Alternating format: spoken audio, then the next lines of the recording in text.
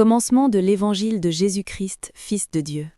Selon ce qui est écrit dans Ésaïe le prophète, « Voici, j'envoie devant toi mon messager, qui préparera ton chemin. C'est la voix de celui qui crie dans le désert, « Préparez le chemin du Seigneur, aplanissez ses sentiers. » Jean parut, baptisant dans le désert, et prêchant le baptême de repentance pour la rémission des péchés. Tout le pays de Judée et tous les habitants de Jérusalem se rendaient auprès de lui, et confessant leurs péchés, ils se faisaient baptiser par lui dans le fleuve du Jourdain. Jean avait un vêtement de poil de chameau et une ceinture de cuir autour des reins. Il se nourrissait de sauterelles et de miel sauvage. Il prêchait, disant, « Il vient après moi celui qui est plus puissant que moi, et je ne suis pas digne de délier, en me baissant, la courroie de ses souliers. Moi, je vous ai baptisé d'eau, lui, il vous baptisera du Saint-Esprit. » En ce temps-là, Jésus vint de Nazareth en Galilée, et il fut baptisé par Jean dans le Jourdain. Au moment où il sortait de l'eau, il vit les cieux s'ouvrir et l'Esprit descendre sur lui comme une colombe. Et une voix fit entendre des cieux ces paroles, « Tu es mon Fils bien-aimé, en toi j'ai mis toute mon affection. » Aussitôt, l'Esprit poussa Jésus dans le désert, où il passa 40 jours tenté par Satan. Il était avec les bêtes sauvages, et les anges le servaient. Après que Jean eut été livré, Jésus alla dans la Galilée, prêchant l'évangile de Dieu. Il disait, « Le temps est accompli, et le royaume de Dieu est proche.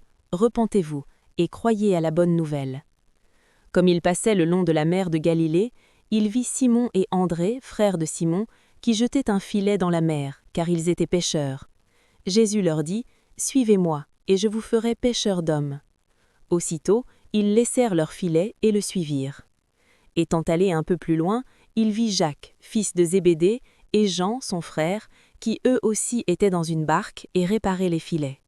Aussitôt, il les appela, et laissant leur père Zébédée dans la barque avec les ouvriers, ils le suivirent. Ils se rendirent à Capernaum, et le jour du sabbat, Jésus entra d'abord dans la synagogue et il enseigna. Ils étaient frappés de sa doctrine, car il enseignait comme ayant autorité, et non pas comme les scribes. Il se trouva dans leur synagogue un homme qui avait un esprit impur, et qui s'écria, « Qu'y a-t-il entre nous et toi, Jésus de Nazareth? Tu es venu pour nous perdre, je sais qui tu es, le Saint de Dieu. » Jésus le menaça, disant, « Tais-toi, et sors de cet homme. » Et l'esprit impur sortit de cet homme, en l'agitant avec violence, et en poussant un grand cri. Tous furent saisis de stupéfaction, de sorte qu'ils se demandaient les uns aux autres, « Qu'est-ce que ceci? Une nouvelle doctrine. Il commande avec autorité même aux esprits impurs et ils lui obéissent. » Et sa renommée se répandit aussitôt dans tous les lieux environnants de la Galilée. En sortant de la synagogue, ils se rendirent avec Jacques et Jean à la maison de Simon et André. La belle-mère de Simon était couchée, ayant la fièvre, et aussitôt on parla d'elle à Jésus. S'étant approché, il la fit lever en lui prenant la main, et à l'instant la fièvre la quitta. Puis elle les servit.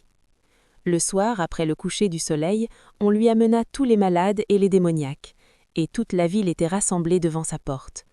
Il guérit beaucoup de gens qui avaient diverses maladies, il chassa aussi beaucoup de démons, et il ne permettait pas aux démons de parler parce qu'ils le connaissaient.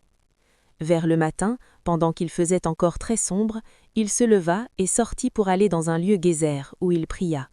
Simon et ceux qui étaient avec lui se mirent à sa recherche, et quand ils le trouvèrent, ils lui dirent, « Tous te cherchent. » Il leur répondit, « Allons ailleurs, dans les bourgades voisines, afin que j'y prêche aussi, car c'est pour cela que je suis sorti. » Et il alla prêcher dans les synagogues, par toute la Galilée, et il chassa les démons. Un lépreux vint à lui, il se jeta à genoux, et lui dit d'un ton suppliant, « Si tu le veux, tu peux me rendre pur. » Jésus, ému de compassion, étendit sa main, le toucha et dit, « Je le veux, sois pur. » Instantanément, la lèpre le quitta et il fut purifié.